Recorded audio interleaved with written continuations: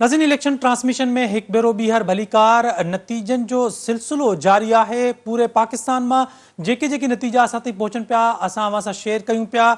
हिन वक्त जेके स्टूडियो में एनालिस्ट मुझे जॉइन किया है रफ़ीक भुट्टो साहब, पाण executive director operation CNTV network, senior सहाफ़ी और तजिया निगार। रफ़ीक साहब वही मेहरबानी प्रोग्राम में शामिल थियण जे लाइ। सबीन मेमून साहिबा, अवां जी वही मेहरबानी, सीनियर सहाफ़ी ऐं तजिया निगार आहिनि, वही मेहरबानी प्रोग्राम में शामिल थियण जे लाइ। एनालिस्ट ॾे वञण खां पहिरियां असां कुछ रिज़ल्ट अवां सां शेयर कंदा हलूं जेके हिन वक्त ताईं मुकम्मल रिज़ल्ट CNTV नेटवर्क अवां सां शेयर कया आहिनि। उहे हिकु भेरो ॿीहर अवां सां शेयर कंदा हलूं त PS 12 ते पीपल्स पार्टी जो उम्मीदवार सुहेल अनवर सियाल कामयाब थियो आहे। पीपल्स पार्टी जो सुहेल अनवर सियाल 50,400 वोट हासिल कया आहिनि, जॾहिं त GDA जे मुअज़्ज़म अब्बासी 28,411 वोट हासिल करे हाराए वियो आहे।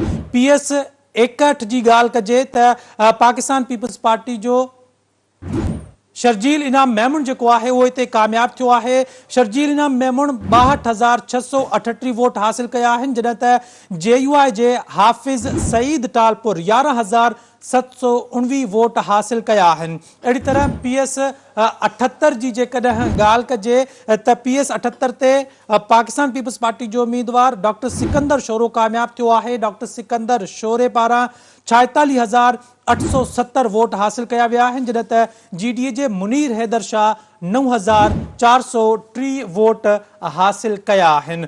जेके हिन वक्त ताईं अञा तक मुकम्मल न थिया आहिनि उहे असां शेयर कयूं त PS 49 है जिनजी 134 पोलिंगन ते पाकिस्तान पीपल्स पार्टी के सरसी हासिल है। सैयद सरदार शाह 46,164 वोट हासिल कया आहिनि, जॾहिं त GDA जे खिज़िर हयात 18,164 वोट हासिल कया आहिनि।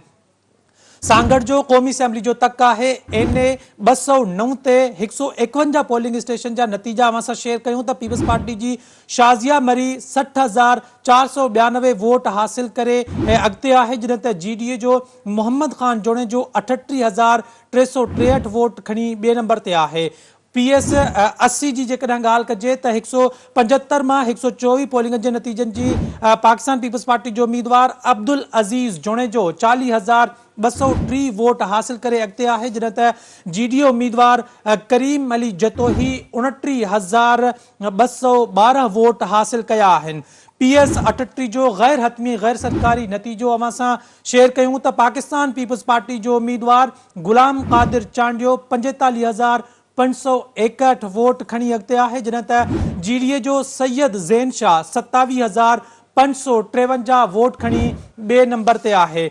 PS 13 जे 190 मां 185 पोलिंग स्टेशन जी ॻाल्हि कजे त पीपल्स पार्टी जो उम्मीदवार आदिल अल्ताफ उन्नड़ 87,616 वोट हासिल करे अॻिते आहे, जॾहिं त JUI जो नसीर मोहम्मद 3,000 हाफिज़ नसीर भुट्टो जो है 3,298 वोट हासिल करे पोइते आहे।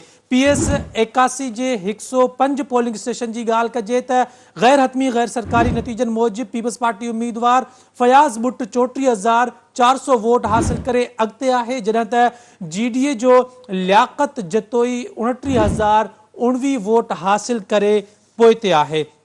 गैर हतमी और गैर सरकारी नतीजा जी असां ताईं पहुचंदा असां अवां सां शेयर कंदा रहंदासीं। हिन वक्त ताईं जेके नतीजा असां ताईं पहुता आहिनि असां अवां सां शेयर कया आहिनि।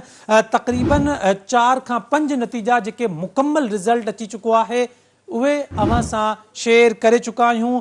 पंहिंजा जेके एनालिस्ट आहिनि पाण इन्हनि खां तजियो मालूम कंदासीं त हिन वक्त जी जेका सियासी सूरत हाल जेको नतीजनि जे हवाले सां पैदा थिए पई, नतीजा कहिड़े तरफ़ पिया वञनि, सिंध में, पंजाब में, पूरे मुल्क में, खैबर पख्तूनख्वा में हर तरफ़ जेके नतीजा अचनि पिया उहे कहिड़ो ट्रेंड सेट पिया कनि। रफ़ीक साहब, सभिनी खां पहिरियां जेकॾहिं ॻाल्हि कजे सिंध जे हवाले सां त सूबाई तक या क़ौमी असेंबली जा तक जिनमें हिन वक्त जेके तक मुकम्मल थिया आहिनि उनमें पीपल्स पार्टी असांखे कामयाब थींदे नज़र आई आहे। अवांखे इहो ट्रेंड ईअं ई हलंदे नज़र पियो अचे या अवांखे लॻे थो त किथे को वॾो अपसेट बि थी सघे थो? जी, मूंखे नथो लॻे त को वॾो अपसेट थींदो ऐं नतीजा अञा ईंदा, अञा मुकम्मल न थिया आहिनि। सिंध जो अॻूणो वॾो वज़ीर मुराद अली शाह, शर्जील इनाम मेमून, हालार वसाण ऐं सुहेल अनवर सियाल जा त 100% नतीजा तव्हां पाण ॿुधाया त त अची विया आहिनि। ऐं ॿियो जेका टर्न आउट जे हवाले सां असांजी जेका सोच हुई उहा तब्दील थी आहे ऐं 50,000 वोट जेके सुहेल अनवर सियाल खया आहिनि, 65,000 वोट जेके आहिनि शर्जील इनाम मेमण खया आहिनि, 94,000 वोट जेके आहिनि हलार वसाण खया आहिनि। त इन मां ज़ाहिर थिए थो त जेको आहे सो टर्न आउट सुठो रहियो आहे, जंहिंजे करे इहो आहे। अञा नतीजा अचणु शुरू थियण वारा आहिनि ऐं बाक़ी ॿिया बि नतीजा ईंदा। लेकिन हिन महिल ताईं तजुब जी इहा ॻाल्हि आहे त पीपल्स पार्टी जे शरीक chairman Asif Ali Zardari, Bilawal Bhutto Zardari, Faryal Talpur, Peoples Party Sindh जे सदर निसार अहमद खोड़ो, सैयद खुर्शीद अहमद शाह समेत केतिरा ई अहम पीपल्स पार्टी जा उहिदेदार आहिनि, नवीद कमर, उन्हनि मखदूम जमील ज़मान, उन्हनि जा नतीजा अञा अचनि पिया पर अञा ताईं उहे कंपाइल न आहिनि थिया ऐं 100% उन्हनि जा रिज़ल्ट न आया आहिनि। उहे ईंदा त ख़बर पवंदी त असुल सूरत हाल छा आहे। बाक़ी जेका तव्हां ट्रेंड जी ॻाल्हि कई, सिंध में त पीपल्स पार्टी सिंध जे ॿाहिराणियुनि में सिंध जे पीपल्स पार्टी जो ट्रेंड आहे, ताज़ो MQM जे जेको कन्वेनर आहे डॉक्टर ख़ालिद मक़बूल सिद्दीकी, उन प्रेस कॉन्फ्रेंस कई आहे। उन में हुन दावा कई आहे त कराची जूं 18 क़ौमी असेंबली जूं निशस्तूं हू खटी चुका आहिनि, पर उन्हनि जा रिज़ल्ट अञा ताईं असांजे साम्हूं त कोन आया आहिनि। पर हुन इहा दावा कई आहे ऐं मुस्तफ़ा कमाल बि पंहिंजो पाण खे कामयाबु करार ॾिनो आहे ऐं चयो आहे त हू पंहिंजी सीट जेका आहे उहा कादिर मंदोखेल खां पीपल्स पार्टी जे कैंडिडेट खां खटी चुको आहे। कादिर मंदोखेल जे हवाले सां इहो ॿुधाईंदो हलां त इलेक्शन कमीशन उनजो नोटिस वरितो आहे। उन पंहिंजे पोलिंग में को डिसिप्लिन वायोलेट कयो आहे ऐं इलेक्शन रूल्स खे वायोलेट कयो आहे, जंहिंजे तौर ते इलेक्शन कमीशन उनखे नोटिस वरितो आहे। रिटर्निंग डिस्ट्रिक्ट रिटर्निंग ऑफिसर खे चयो आहे त उनजी रिपोर्ट मोकिले ऐं इन मामले खे उकलाए। अहिड़े नमूने सां जेको आहे सो मामला हलंदा पिया अचनि ऐं सिंध में पीपल्स पिरो PPP ट्रेंड आहे। बाक़ी कराची में ॿी जेका नई डेवलपमेंट हुई त इल्ताफ़ हुसैन पंहिंजा कैंडिडेट बीहारिया आहिनि ऐं उहे शायदि MQM पाकिस्तान खे सरप्राइज़ ॾियनि, अहिड़ी सरप्राइज़ नज़र कोन आई। ऐं हिन इलेक्शन में बि 2018 वांगुरु उन वक़्तु MQM जे क़ाइद इल्ताफ़ हुसैन जेको आहे सो बाइकाट कयो हुयो, पर हिन दफ़े उनजो बाइकाट कोन्हे को ऐं हुन पंहिंजा उमेदवार लैंड कया, पर उन जा उमेदवार ऐं उन्हनि जा नतीजा त असांजे साम्हूं नज़र ई कोन था अचनि ऐं उन्हनि जो को अहिड़ो क़ाबिले गौर हिकिड़ो नतीजो असां वटि अची वियो आहे, उहो अवाम ताईं शेयर कंदा हलूं। नाज़रीन, गैर हतमी ऐं गैर सरकारी नतीजनि जो सिलसिलो जारी आहे। PS 13 जा गैर सरकारी ऐं गैर हतमी नतीजो मुकम्मल नतीजो अवां सां शेयर पिया कयूं, जिते पाकिस्तान पीपल्स पार्टी जो उम्मीदवार आदिल अल्ताफ़ उन्नड़ 89,824 वोटनि सां कामयाब थियो आहे, जॾहिं त JUI जो उम्मीदवार हाफ़िज़ नसीर भुट्टो 3,298 वोटनि सां हाराए वियो आहे। लाड़काने जो तक PS 13 जंहिंजा गैर हतमी ऐं गैर सरकारी नतीजो अवां सां शेयर कयूं पिया, मुकम्मल नतीजो सिंध TV न्यूज़ अवां सां शेयर करे पई। PS 13 ते पाकिस्तान पीपल्स पार्टी जो उम्मीदवार आदिल अल्ताफ़ उन्नड़ 89,824 वोट खणी कामयाबी हासिल कई आहे, जॾहिं त जेको JUI जो उम्मीदवार आहे हाफ़िज़ नसीर भुट्टो 3,298 वोट हासिल करे सघियो आहे। अहिड़ी तरह पाकिस्तान पीपल्स पार्टी जो जेको उम्मीदवार आहे उहो लॻभॻि 86,000 वोटनि जी लीड सां कामयाब थी वियो आहे। गैर हतमी ऐं गैर सरकारी नतीजा अवां सां शेयर कयूं पिया। PS 13 जो गैर हतमी गैर सरकारी मुकम्मल नतीजो, जंहिंमें पाकिस्तान पीपल्स पार्टी जो उम्मीदवार आदिल अल्ताफ़ उन्नड़ 89,824 वोट हासिल करे कामयाब थी वियो आहे।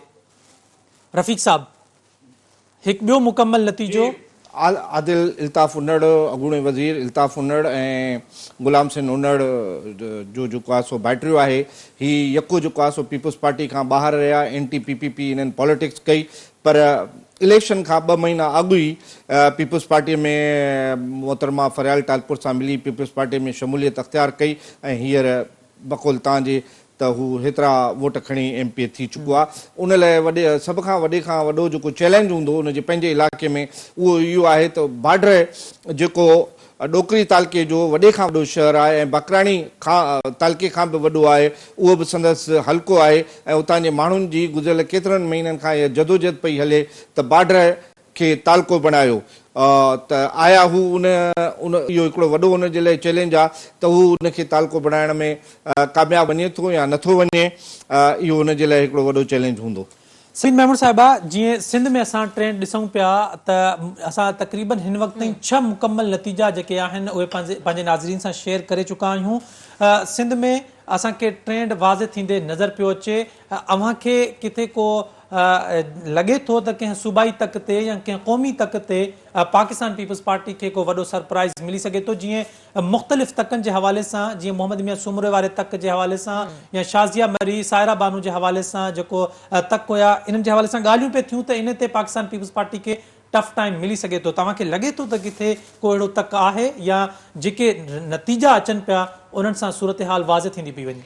मुझे ख्याल में हिन वक्त ताईं जेके नतीजा साम्हूं आया आहिनि त पीपल्स पार्टी जा जेके उम्मीदवार आहिनि, जिते टफ मुक़ाबला भी कुछ तकनि ते असांखे लॻा त थींदा, उते भी पीपल्स पार्टी जा उम्मीदवार वॾे मार्जन सां कामयाब थिया आहिनि। इट मीन्स के टर्न आउट तमामु घणो रहियो आहे सिंध में काफ़ी तकनि ते। किथे बैरिस्टर हालार वसाण जी तव्हां ॾिसो, आदिल उनड़ जो, सुहेल अनवर सियाला, नफ़ीसा शाह ख़ुद लख लख ताईं 95,000 ताईं जेको टर्न आउट रहियो आहे, सिंध जो वोटर निकितो आहे।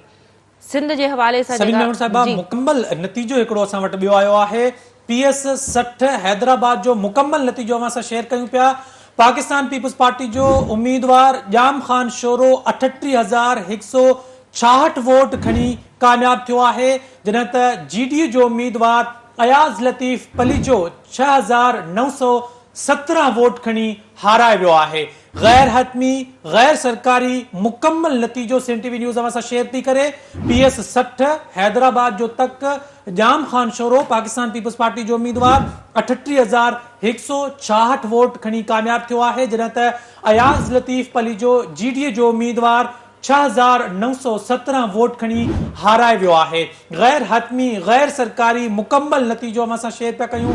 हैदराबाद जो तक PS 60 Jam Khan Shoro Pakistan Peoples Party जो उम्मीदवार 38,166 वोट खणी कामयाब थियो आहे, जॾहिं त 6,917 वोट खणी अयाज़ लतीफ़ पलीजो हाराए वियो आहे। अहिड़ी तरह पाकिस्तान पीपल्स पार्टी जो जेको उम्मीदवार आहे लॻभॻि 31,000 वोटुनि जी लीड सां ही सीट पंहिंजे नाले करे वरिती आहे। गैर हतमी गैर सरकारी नतीजो मुकम्मल नतीजो सूबाई असेंबली जो तक PS 60 Hyderabad Jam Khan Shoro Pakistan Peoples Party जो उम्मीदवार 38,166 वोटुनि सां कामयाबी हासिल कई आहे, जॾहिं त GDU जो उम्मीदवार 6,917 वोट खणी सघियो आहे। सबिन मेमन साहिबा, अयाज़ लतीफ़ पलीजो असांखे एतिरो एक्टिव नज़र ईंदा आहिनि, मुख़्तलिफ़ फोरम ते सिंध जो केस विढ़ंदा आहिनि।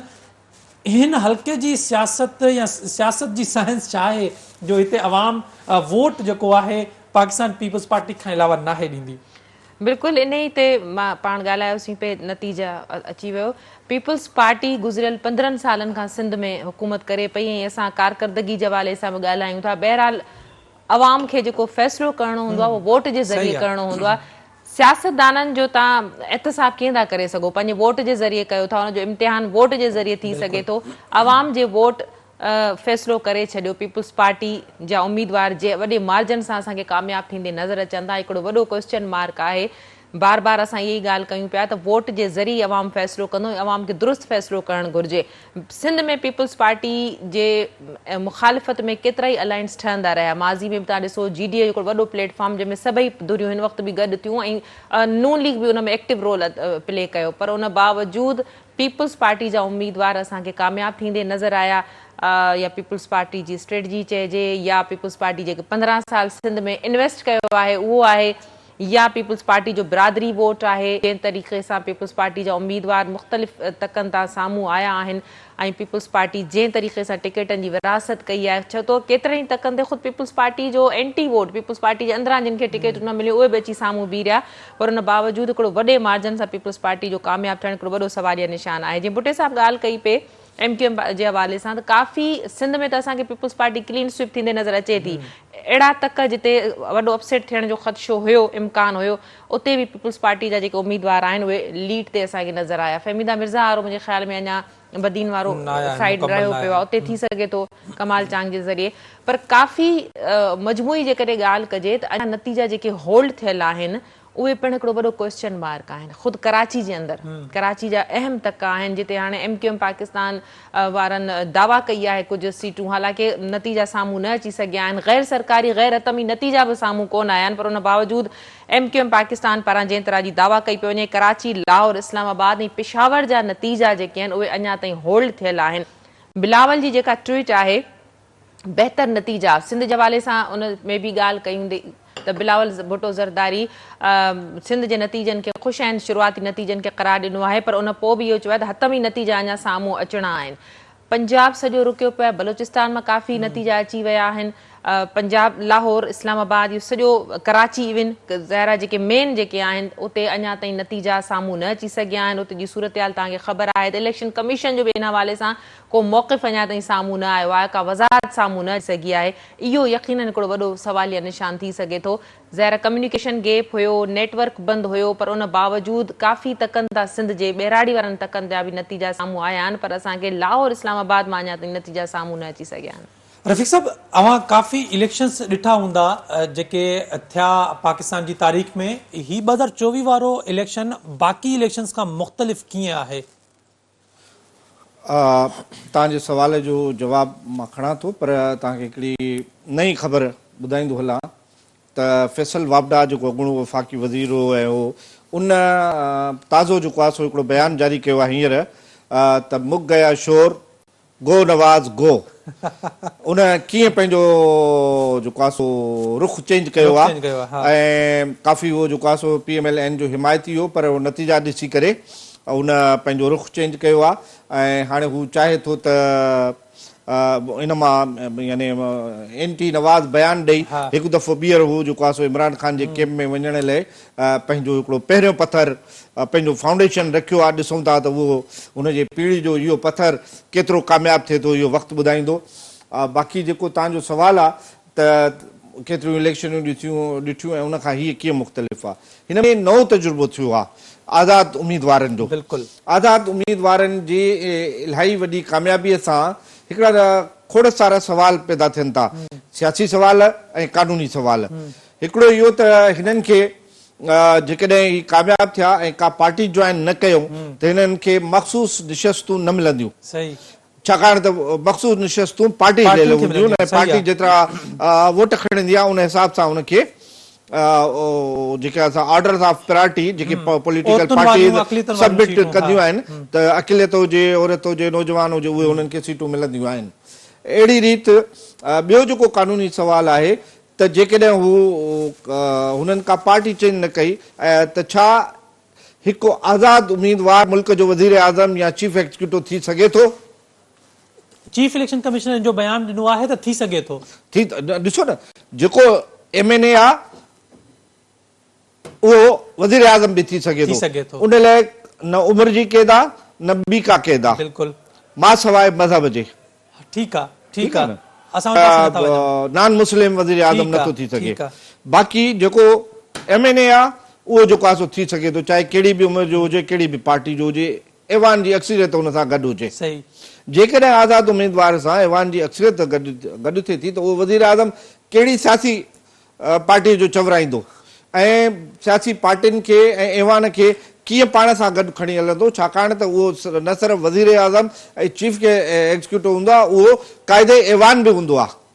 जेकॾहिं आज़ाद अपोज़िशन में 100 खां 110 वेठा हुजनि त उहे हुकूमत खे हलणु ॾींदा? इहो बि हिकिड़ो सुवाल आहे त ॾिसो न, पोइ उते वरी हिकिड़ो ॿियो मौक़ो फ़राहम कंदा त नून लीग ऐं पीपुल्स पार्टी गॾिजी करे अपोज़िशन में वेहंदा, पोइ वरी नून लीग ऐं पीपुल्स पार्टी जे अंदरि फिगर्स गेम तय कंदा त ऐवान में हुननि जा केतिरा मेंबर आहिनि ऐं हुननि जा केतिरा मेंबर आहिनि, त पोइ जंहिंजा मेंबर वधीक हूंदा लीडर ऑफ अपोज़िशन ऐं चेयरमैन पब्लिक अकाउंट्स कमेटी उन जो हक़ आहे। इस्टेब्लिशमेंट जो प्लान कॾहिं फेल थींदे ॾिठो आहे मां इलेक्शन में 70 खां वठी 2024 ताईं? बिल्कुल खोड़ इस्टेब्लिशमेंट जा जेके आहिनि से अवाम जेका सो उन्हनि जा इरादा जेके आहिनि से तब्दील कया आहिनि जंहिंमें 93 जी इलेक्शन हिकिड़ो वॾो हुयो जो नवाज़ शरीफ़ जेके हेॾी सारी इस्टेब्लिशमेंट जी सपोर्ट हुई 90 खां वठी 93 ताईं पर उहो बि जॾहिं उनखे हुकूमत मिली त उन बि इसाक़ खान सां थोरो मुआदो हटायो ऐं उनजो ख़ासि बयानु जेको तव्हांखे मां यादि ॾियारींदो हलां त हिकिड़े दफ़े उन इहो चयो त मैं डिक्टेशन नहीं लूंगा। सही। पर अॼु हू जंहिं नमूने सां लंडन मां आयो, जंहिं नमूने सां हुकूमत साज़ीअ में शामिलु थियो, जंहिं नमूने सां उन इलेक्शन विड़ी ऐं उनखे पोइ अक्सरियत नसीब थिए या न थिए उहो त हाणे वक़्तु ॿुधाईंदो, अञा छाकाणि त नतीजा रहियल आहिनि। हतमी ॻाल्हि को जेको आहे सो नथा करे सघूं छाकाणि त अञा नतीजा आहिनि ऐं नतीजा इहे सुबुह ताईं ईंदा। हा, डिले न करणु खपे, इहो इलेक्शन कमीशन जो फर्ज़ आहे। इलेक्शन कमीशन जेको आहे सो EMS सिस्टम बि जेको आहे सो इंट्रोड्यूस करायो ऐं मौजूदा इलेक्शन कमिश्नर वॾा दावा कया त असां जेको आहे सो बर वक़्तु जेको आहे सो रिज़ल्ट ॾींदासीं, पर हाणे उहो उनजो जी दावा ग़लति साबित थी आहे। नंढड़ो सवाल ॿियो, जेकॾहिं इहे PTI सपोर्टेड इंडिपेंडेंट आज़ाद जेके आहिनि अक्सरियत में अची विया त PTI जो एंटी इस्टेब्लिशमेंट नैरेटिव काॾे वेंदो ऐं उनखे कीअं टन कंदा उहे? ॾिसो, ज़रूरु उन्हनि खे हुकूमत ॾियण जे लाइ कि बिहाइंड द कर्टन ऐं हिकिड़ी जेको आहे सो सीक्रेट डिप्लोमेसी जे ज़रिए जेके आहिनि से उन्हनि जा पाण में डायलॉग्स थींदा, बैठकूं थींदियूं ऐं पोइ हुकूमत मिलंदी न, ईअं त कोन ॾींदा। हिकिड़ो इहो। ॿियो उन्हनि जो वॾे खां वॾो मुतालबो इहो हूंदो त उन्हनि जे लीडर इमरान ख़ान ऐं शाह महमूद कुरैशीअ खे समेत जेके सियासी क़ैदी आहिनि उहे आज़ादु कनि। ॿिन्ही वॾी मेजर पॉलिटिकल पार्टीज़ पंहिंजे इलेक्शन मुहिम में इहो चयो त असां को बि सियासी क़ैदी जेल में न रखंदासीं। ग़ालिबन उन्हनि जो इशारो इन तरफ़ हुयो। इहो ख़ुदि हुननि जो इम्तिहान हूंदो त इंडिपेंडेंट सां गॾिजी छा असेंबलीअ में ओथ खणण दौरान हू इन मुतालबे ते रहनि था ऐं इंडिपेंडेंस जो इहो मुतालबो क़बूल कंदा त जेके सियासी क़ैदी आहिनि इमरान ख़ान ऐं उन्हनि शाह महमूद समेत जेके बि आहिनि उन्हनि सभिनी खे आज़ादु कंदा। इहो बि हिकिड़ो वॾो टेस्ट केस हूंदो उन वक़्त जे असेंबलीअ जो। ऐं ॿियो त हाणे मूंखे जेको आहे सो इंडिपेंडेंस जे वॾे तादाद में अचण जे करे इहो लॻे थो त हाणे जेका फेडरल गवर्नमेंट जी जेका फॉर्मेशन आहे उहा थोरो लेट थींदी ऐं ताख़ीर जो शिकार थींदी, छाकाणि त उन्हनि में डायलॉग्स में इंगेज थी वेंदा, ॻाल्हियूं थींदियूं ऐं वफ़ाक़ी हुकूमत ठहण में देरि थींदी। हिकिड़ो ॿियो मुकम्मल नतीजो असां वटि आयो आहे PS 7 शिकारपुर ते पाकिस्तान पीपल्स पार्टी जो उम्मीदवार इम्तियाज शेख 60,904 वोट हासिल करे कामयाब थी वियो आहे। ही मुकम्मल गैर हतमी गैर सरकारी नतीजो असां सां शेयर कयूं पिया। शिकारपुर जो तक आहे सिंध असेंबली जो PS 7 जंहिंमें पाकिस्तान पीपल्स पार्टी जो उम्मीदवार इम्तियाज अहमद शेख 60,904 वोट हासिल करे कामयाब थियो आहे, जॾहिं त JUI जो उम्मीदवार आगा तैमूर पठान 43,904 वोट हासिल करे हाराए वियो आहे। गैर हतमी ऐं गैर सरकारी नतीजो अवां सां शेयर कयूं पिया। मुकम्मल नतीजो सिंध TV न्यूज़ अवां सां हिकु ॿियो शेयर पई करे। PS 7 तां पाकिस्तान पीपल्स पार्टी जो उम्मीदवार इम्तियाज शेख 60,904 वोट हासिल करे कामयाब थियो आहे, जॾहिं त JUI जो उम्मीदवार आगा तैमूर पठान 43,904 वोट हासिल करे हाराए वियो आहे। गैर हतमी ऐं गैर सरकारी नतीजो अवां सां शेयर कयूं पिया। मुकम्मल नतीजो अवां सां शेयर कयूं पिया। पाकिस्तान पीपल्स पार्टी जो उम्मीदवार इम्तियाज अहमद शेख 60,904 वोट हासिल करे कामयाबी हासिल कई आहे, जॾहिं त JUI जो उम्मीदवार आगा तैमूर पठान 43,904 वोट हासिल करे हाराए वियो आहे। गैर हतमी ऐं गैर सरकारी नतीजनि जो सिलसिलो जारी आहे। सिंध टीवी न्यूज़ हिन वक़्त ताईं 7 सूबाई असेंबली जा मुकम्मल नतीजा पंहिंजे ॾिसंदड़ सां शेयर करे चुकी आहे।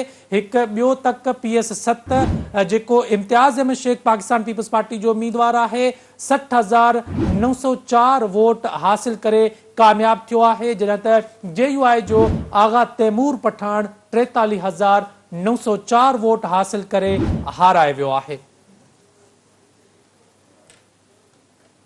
नाज़रीन, तजिएकारनि सां पंहिंजी गुफ़्तगू जारी आहे। सबिन मेमून साहिबा, हिकु ॿियो नतीजो सूबाई तक ऐं इम्तियाज़ शेख साहब जेके अॻूणा सूबाई वज़ीर बि रही चुका आहिनि उहे कामयाब थिया आहिनि। त असांखे जेको सिंध जी सूरत हाल वाज़े थींदी नज़र पई अचे, पर असां ॾिठोसीं त 2008 खां हिन वक़्त जेके बि इलेक्शन थिया आहिनि, पाकिस्तान पीपल्स पार्टी हर गुज़िरियल इलेक्शन खां सिंध असेंबली में वधीक सीटूं खटे ऐं पहुचंदी आहे। मूंखे लॻे थो त हिन भेरे जनरल सीटुनि ते पाकिस्तान पीपल्स पार्टी पंहिंजी सेंचुरी बि पूरी करे सघे थी, छो त गुज़िरियल इलेक्शन में 97 नंबर हुयो पाकिस्तान पीपल्स पार्टी। बिल्कुलु हिन वक़्त ताईं जेके गैर सरकारी गैर हतमी नतीजा असांजे साम्हूं अची रहिया आहिनि त पीपल्स पार्टी जा उम्मीदवार तकनि ते कामयाब थींदे नज़र अचनि था।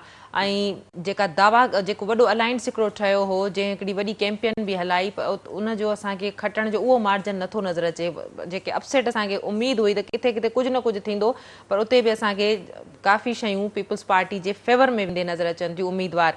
हिन वक़्त ताईं जेके नतीजा साम्हूं आया आहिनि त सिंध में पीपल्स पार्टी हिकिड़े वॾे मार्जन सां उभरंदे नज़र अचे थी। पीपल्स पार्टी अकेले सिर्फ़ु सिंध में हुकूमत ठाहे सघे थी, पर ओवरऑल जेका ॻाल्हि कजे, जीअं आज़ाद उम्मीदवारनि जे हवाले सां ॻाल्हि कईसीं पई, पर उमूमन जेका सूरत हाल हुई स्टार्टिंग में लॻे पियो त PMLN ऐं पीपल्स पार्टी जे विच में टफ मुक़ाबिलो आहे। आज़ाद उम्मीदवारनि जी एतिरी वैल्यू न हुई जेतिरी हाणे आज़ाद उम्मीदवार जंहिं तेज़ी सां खटी करे हिकिड़ो बिल्कुलु अलॻि उन्हनि पंहिंजो स्पेस ठाहे छॾियो आहे। पीपल्स पार्टी या PMLN जे हवाले सां जेकॾहिं ॻाल्हि कजे, बिलावल इंतरा जी ॻाल्हि कई हुई त आज़ाद उम्मीदवारनि सां शमूलियत करे सघिजे थी, ऐं इन हवाले सां ज़रदारी साहब पहुची चुको आहे, जेका फैसल वावड़ा ॻाल्हि पियो करे त जोड़ तोड़ जो सिलसिलो शुरू थी वियो आहे, सेल लॻणु शुरू थी वई आहे। हिन वक़्त खां ई ज़ाहिर आहे इन वक़्त जेके नतीजा आहिनि उन काफ़ी डायरेक्शन्स खे क्लियर करे छॾियो आहे त सूरत हाल कहिड़े तरफ़ वञी रही आहे। आज़ाद उम्मीदवार तमामु घणी अहमियत इख़्तियार करे विया आहिनि। थी सघे थो पोइ उहो पंहिंजे पार्टी अॻूणे पार्टी सरबराह जे लाइ NRO वारी सूरत हाल बि पैदा करे सघनि था। ज़ाहिर आहे आज़ाद उम्मीदवारनि जो तालुक़ु उन ई पार्टी सां आहे, उन ई पार्टी जे करे ई उन्हनि खे तमामु घणो वोट मिलियो आहे, वॾे मार्जन सां जेको वोट आहे उन्हनि खे मिलियो आहे, पर NRO खे बि नज़रअंदाज़ न करणु घुर्जे। ज़ाहिर जेके ॻाल्हियूं भुट्टो साहब बि कयूं, जॾहिं आज़ाद उम्मीदवार PTI सपोर्टेड असेंबली में पहुचंदा त बार्गेनिंग करण जे लाइ हिकु वॾी फील्ड जेका आहे उन्हनि वटि अची वेंदी। पहिरियां 9 मई थियल हुयो त बार्गेनिंग जे लाइ का पोजीशन बार्गेनिंग करण जे लाइ घणो कुझु अची वियो आहे। स्ट्रॉन्ग पोजीशन में अची विया आहिनि, डायलॉग करे सघनि था, मुतालबा रखी सघनि था। ज़ाहिर आहे उहो पंहिंजे इन स्पेस खे ईअं त न छॾींदा न, जेको हिन वक़्तु उन्हनि जो साम्हूं आई आहे जेका स्ट्रेंथ, उहा स्ट्रेंथ अॻियां हली बिल्कुलु इस्तेमालु कंदा। इन हवाले सां नून लीग या पीपल्स पार्टी जे लाइ बि टफ सूरत हाल थी सघे। सभ खां वॾो जेको हिन वक़्तु मसइलो आहे उहो PMLN जो आहे। तव्हां ॾिठो हूंदो त जेके ज़रियनि वटां ख़बरूं साम्हूं अचनि पियूं त नवाज़ शरीफ़ बिल्कुलु विक्ट्री स्पीच जे लाइ तयारु हुयो, जेको शायदि नून लीग जे लाइ हिन वक़्तु जेका सूरत हाल आहे आज़ाद उम्मीदवार या पंजाब जे हवाले सां, उहा ख़ुदि उन्हनि जे लाइ सरप्राइज़िंग आहे। असां अपसेट जी ॻाल्हि कयूं, नून लीग जे लाइ मुंहिंजे ख़्याल में हिन वक़्तु जेका सूरत हाल आहे रिज़ल्ट्स जे हवाले सां, नतीजनि जे हवाले सां, उहा वॾी अपसेट कंदड़ आहे। नून लीग जो को बि इंतरा जो स्टेटमेंट साम्हूं अची न सघियो आहे।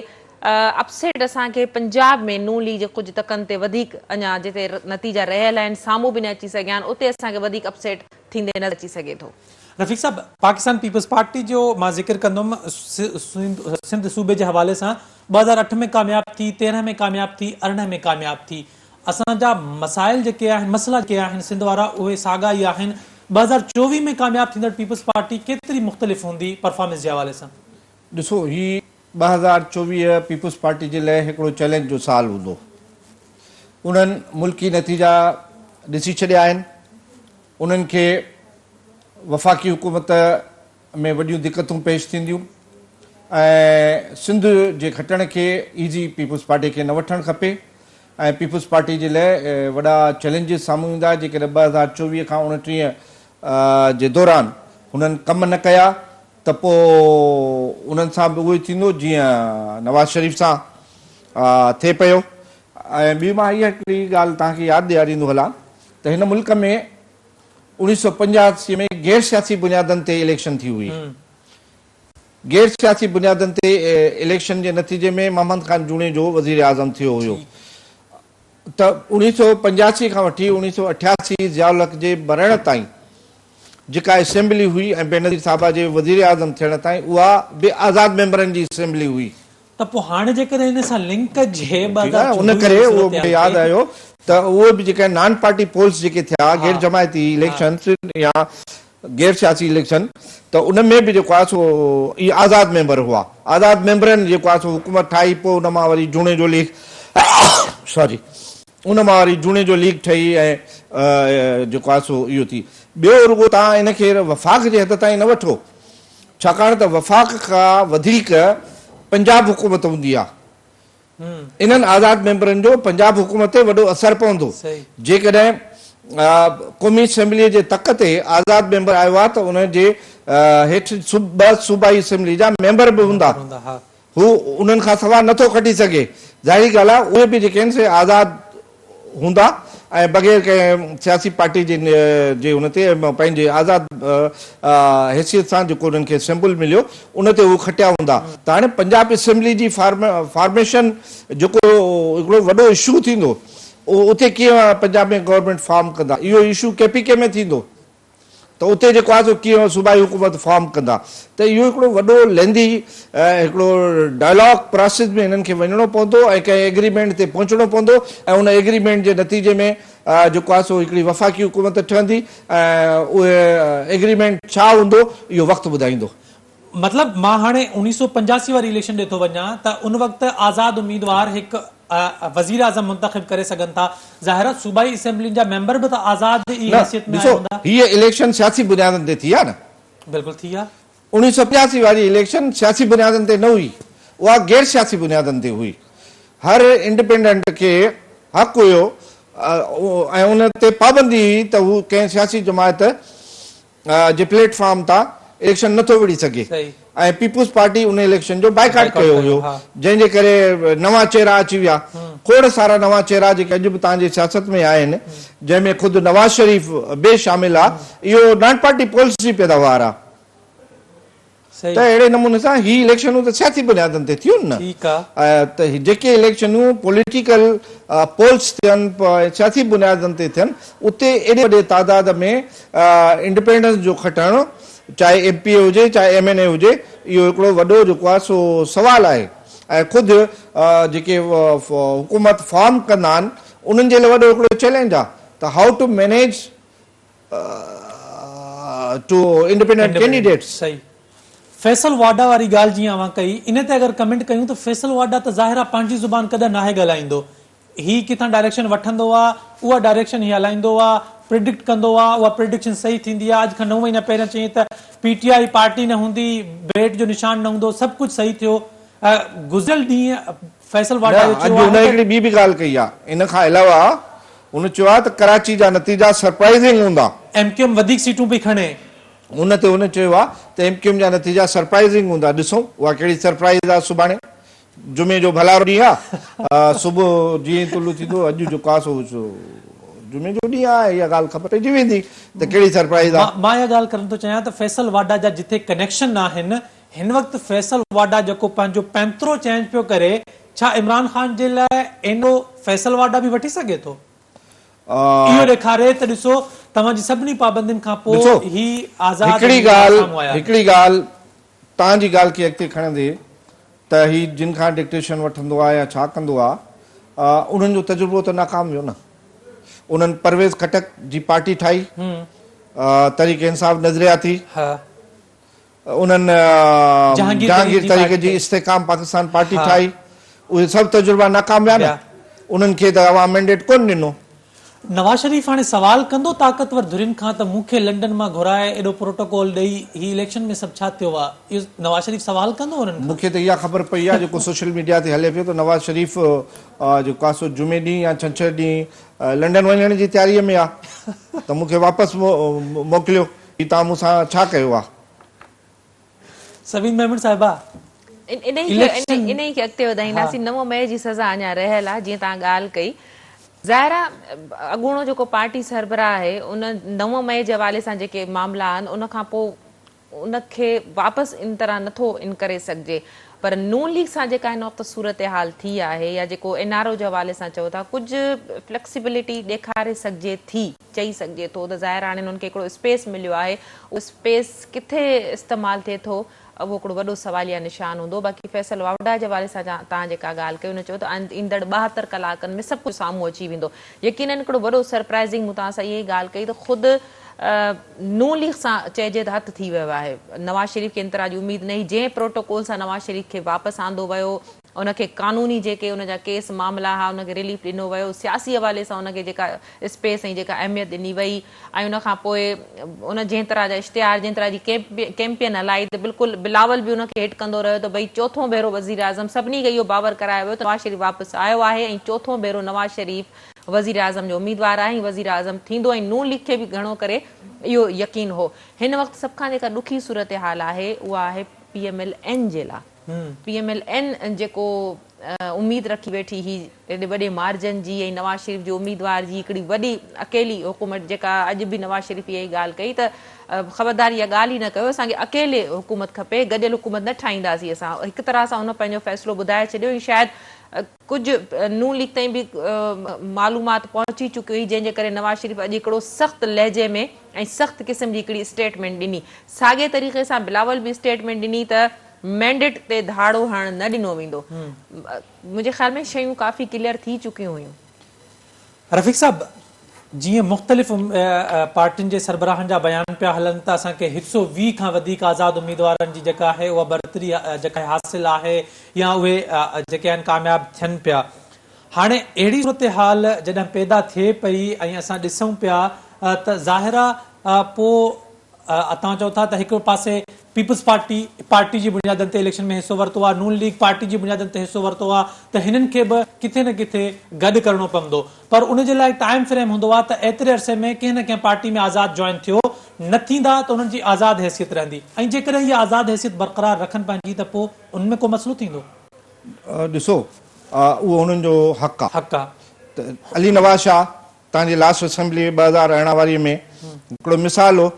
पहिरें ॾींहं खां वठी असेंबली जे ख़ात्मे ताईं हू आज़ादु रहियो, हुन का बि पार्टी जॉइन न कई, त उहो हुननि जो हक़ आहे त हू का बि पार्टी जॉइन कनि या न कनि।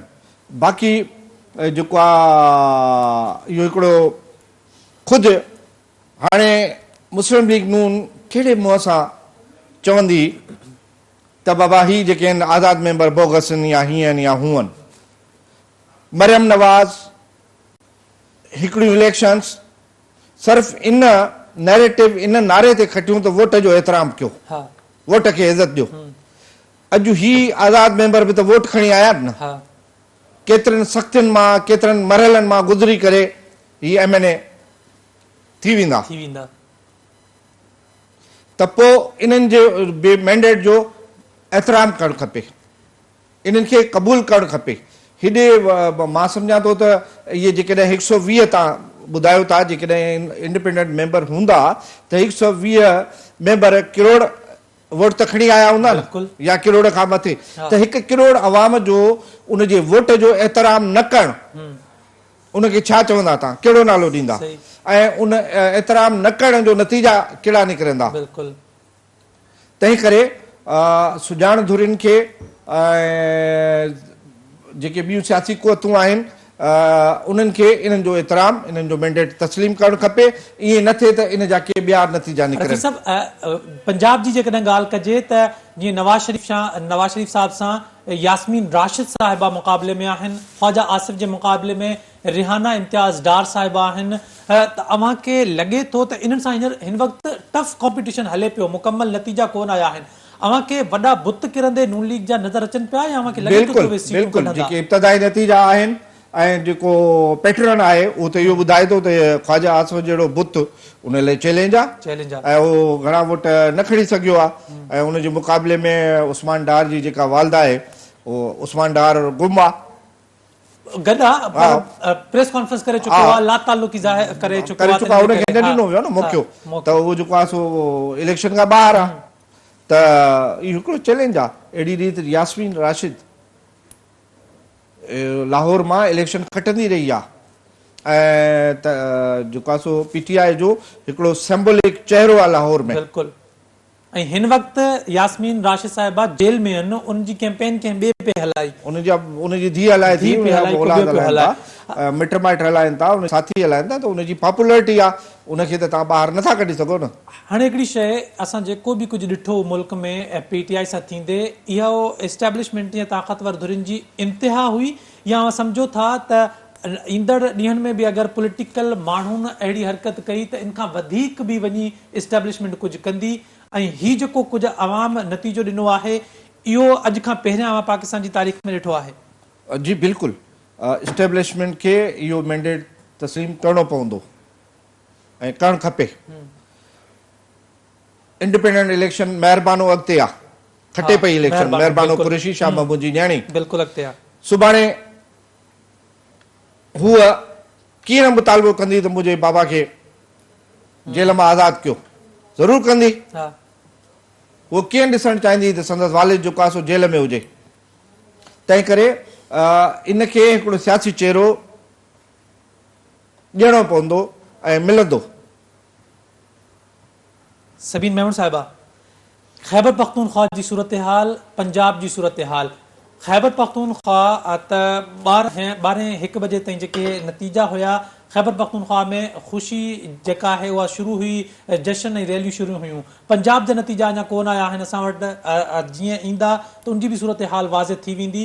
उनखां पोइ अवां माहौल कीअं था ॾिसो त इहे सख़्तियूं तहरीक इंसाफ़ ते ख़तमु थींदियूं या अञा वधी सघनि थियूं? ॾिसो, हिकिड़ो जेको प्रोजेक्ट शुरू थियो हो इमरान प्रोजेक्ट, उन प्रोजेक्ट जा असर असांखे अञा बि नज़र अचनि था। तोड़े जो उनखे ख़तमु करण जे हवाले सां, उन जे हवाले सां जेके फ़ैसिला आया काफ़ी बंजडरा जो शिकार थी, पर उन बावजूदि हिकिड़ी वॾी ताक़त बणिजी जेकॾहिं उभरी आहे, ऐं हिकिड़ियूं 100+ सीटूं बि चई सघजनि थियूं आज़ाद उम्मीदवारनि जूं। हिन वक़्तु जेका सूरत हाल आहे त यकीनन सोचणु घुरिजे त इन तरह जा तजर्बा जॾहिं मुल्क ते कया वेंदा त उन जा अहिड़ा असर साम्हूं ईंदा, ऐं हिकिड़ी वॾी यूथ खे इंगेज कयो वियो, जंहिं तरीक़े सां ज़हन साज़ी कई वई। हीउ उनजो नतीजो आहे। तव्हां फौरी तौरु उन्हनि शयुनि खे जिते तव्हां एतिरा साल लॻाया ब्रेन वॉशिंग करण में, ऐं हाणे तव्हां हिकदमि जेके कानूनी हवाले सां, सियासी हवाले सां जॾहिं रस्ता रोक कंदव त तव्हां कीअं था रोके सघो हिकिड़े अवाम खे, हिकिड़े यूथ खे, हिकिड़ो वोटर खे, हिकिड़े सपोर्टर खे? उहो नथो रुकिजी सघे। हिकिड़ो वॾो चई सघिजे थो त ख़ुदि उन्हनि धुरियुनि जे लाइ बि धचको आहे जेके जिन इन तरह जी प्लानिंग कई हुई त इहो ख़तमु थी चुको आहे। उन्हनि जे लाइ बि हिकिड़ो वॾो इहो सरप्राइज़ आहे आज़ाद उम्मीदवारनि जो एॾे वॾे मार्जन में साम्हूं अचणु।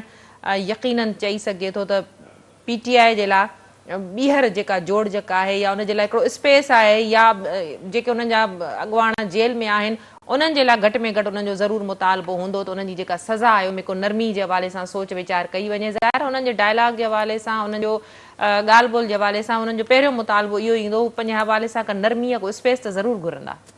रफ़ी साहब, थोरी ॻाल्हि मां औरतुनि जे हवाले सां पियो कयां जेके इलेक्शन में हिसो वरितो आहे, जिन्हनि शाज़िया मरी, सायरा बानो, ज़रताज गुल, मेहरबान कुरैशी, रेहाना इम्तियाज़ डार, मरियम नवाज़, जेके यास्मीन राशिद, असांखे इन्हनि खे घटि में घटि एप्रिशिएट ज़रूरु करणु खपे त हिकु मर्द जेके आहिनि उहे ई जॾहिं जेको इलेक्शन में हिसो वठंदा आहिनि, सियासत में हिसो वठंदा आहिनि, केॾियूं मुश्किलातूं ॾिसणी पवंदियूं आहिनि, ऐं औरत थी करे जेको आहे इलेक्शन में हिसो वठणु ऐं इंतिहाई मुश्किल हालातुनि में इलेक्शन में हिसो वठणु, उन्हनि खे कीअं था ॾिसो? उन्हनि जी जेका बहादुरी, उन्हनि जी हिम्मत खे ॾिसो। बहादुरी ऐं सियासी शौर जो रोल मॉडल हमेशह सिंध रही आहे। सही। ऐं उन में सिंध हर अवल दस्ते जो किरदारु अदा कयो नालो आहे। ऐड करणु थो चाहियां, बेनज़ीर भुट्टो खे तव्हां छा चवंदो? बेनज़ीर भुट्टो खे हिन वक़्तु जेका सिंधु नवाज़ घांगरो इलेक्शन में हिसो पई वठे, उनजो मां नालो खणणु पियो चाहियो त बेनज़ीर भुट्टो खे, बेगम नुसरत भुट्टो खे तव्हां छा चवंदा? बिल्कुलु। जॾहिं तव्हां कंहिं बहादुर औरत जो, सियासी बहादुर ऐं माज़ी क़रीब जी ॻाल्हि कंदा त हुन में बेनज़ीर जो नालो, पाण बेनज़ीर भुट्टो शहीद जो नालो नथा विसारे सघूं। त ॾिसो, इहे औरतूं बहादुरीअ जो हिकिड़े मेल डोमिनेटेड सोसाइटीअ में ईअं ॿाहिरि निकिरणु, ऐं मर्दनि सां कुलो कुले में मिलाए मर्दनि सां शाना बशाना करणु इहे ई औरतूं हुयूं जिन असेंबलियुनि में वुमेन कुक्स मुतारिफ़ कराया अहिड़े क़िस्म जा प्लेटफॉर्म्स इहे ई हुयूं जिन जेको आहे सो जेंडर बाइस्ड पॉलिटिक्स खे जेको आहे सो डिस्करेज कयो इहे ई औरतूं इन तां शादिया मरी सिंध में इंफॉर्मेशन मिनिस्टर रही आहे तव्हां हुनजी कारकर्दगी ॾिसो शादिया मरी जूं क़ौमी असेंबली में तकरीरूं ॾिसो त इहे हिकिड़ो बहादुर इहो सायरा बानो मुस्लिम लीग फंक्शनल जी आहे पर छा त ॻाल्हाए थी महिरबानो कुरैशी जी बहादुरी ॾिसो हू जॾहिं हाणे बि हुनजो इहो त केसनि में हू शाना बशाना हुई जेलनि में मुलाक़ातुनि खां वठी हुन ताईं बहादुरी जी ॻाल्हि कंदा त ख़ुदि इमरान ख़ान जी वनी जेका आहे बुशरा बि उनजी बहादुरी ॾिसो उनखे सज़ा आहे जेलनि में सब जेल में वेठी आहे काटे थी त इहे असांजे औरतुनि जा हिकिड़ा किरदार आहिनि ऐं हिन मेल शॉवनिस्ट सोसाइटीअ में जिते हुननि जे लाइ काफ़ी रंडकूं आहिनि उनजे बावजूदि जेके आहिनि से उहे वेठियूं आहिनि सभिनि मेंबरनि खे त जो नालो छा तव्हां छो विसारियो अहिड़े मर्द सोसाइटीअ में सभिनि जंहिं नमूने सां वोकल एंकर जे तौर ते पंहिंजे पाण खे मञरायो आहे ऐं हेतिरनि सालनि खां सिन टीवी सां वाबस्तु आहे ऐं उनजी लाहनि चाढ़नि उनजे सॼनि मामलनि खां वाक़ुफ़ु आहे ऐं हिन जे क्रेडिट में अलाए केतिरियूं शयूं आहिनि सो इहे सभु शयूं आहिनि ऐं असां औरतुनि जे इन जदोजहद खे इंतिहाई इज़त जे निगाह सां ॾिसणु खपे ऐं असां उनखे क्रेडिट वाज़े तौर ते क्रेडिट ॾियूं था मैडम समीन साहिबा मुंहिंजे तरफ़ां बि अव्हां जे लाइ क्रेडिट जा लफ़्ज़ त अव्हां 20 साल हिन इदारे में अर्पिया आहिनि ऐं अव्हां जे क्रेडिट ते न्यूज़ कास्टिंग खां वठी हिन प्लेटफॉर्म ताईं अव्हां वोकल रहिया आहियो मुख़्तलिफ़ माण्हुनि जा इंटरव्यूज़ कया आहिनि अव्हांखे बि उन्हनि सियासी जेके औरतूं आहिनि उन्हनि सां गॾु अव्हांखे बि सलाम स्पेशल ट्रांसमिशन जो सिलसिलो जेको आहे उहो असां जारी रखंदासीं ते वक़्तु थियो आहे हेडलाइंस ब्रेक जो हेडलाइंस ब्रेक खां पोइ वरी हाज़िर थियूं था